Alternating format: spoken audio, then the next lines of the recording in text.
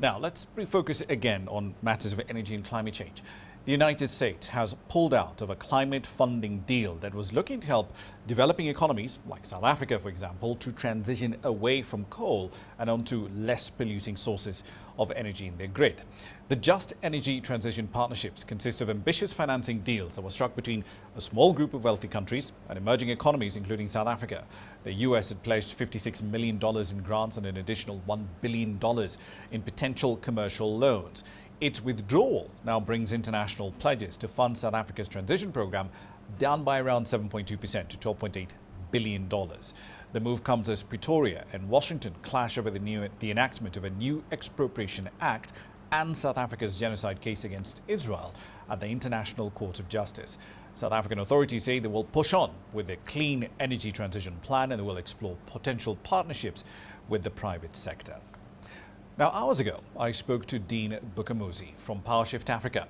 I started our conversation by asking him what the funding outlook for South Africa's transition looks like, with the United States well out of the picture.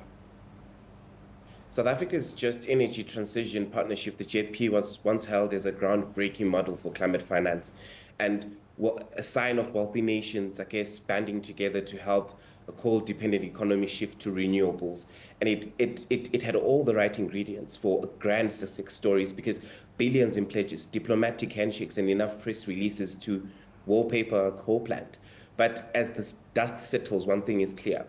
The money is arriving at the speed of a rolling blackout, because the US has quietly slipped out at the back door and taking it the 1 billion in commercial loans with it. And the remaining partners, so Europe, the UK, and a few others, yes, they're all still on board and reaffirming their commitments with the enthusiasm of a bureaucratic filing out a grant application. But the actual disbursements have been a trickle.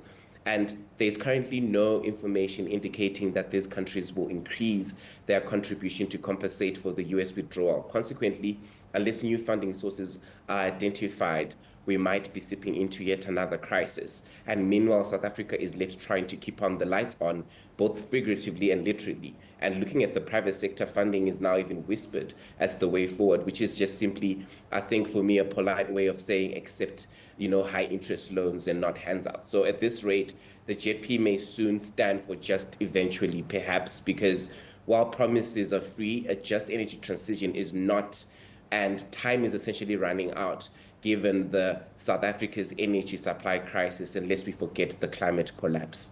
Indeed. And you've sort of partially answered my next question, because this deal was originally agreed to all the way back in 2021, nearly 4 years ago. And as you put it, it's not really achieved much since then. Why is that the case?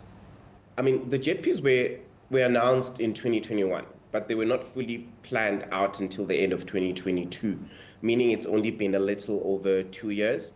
And I think for me, one of the achievements, I guess, for the lack of a better word, is that the country was able to come together and leverage its technical expertise.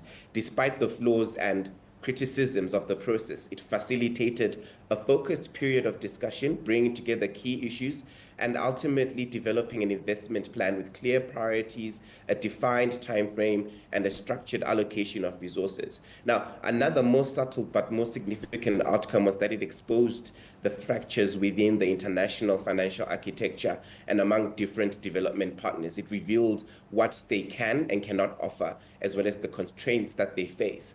In this sense, I guess knowledge is power, because the JPs helped the international system become more transparent, in a way breaking open the black box beyond just the narrative of needing funding. It provided insights into the quality of financing, the access to funds, and the timing of financial flows. So I think additionally, we could even highlight the fractures in how we understand just transitions.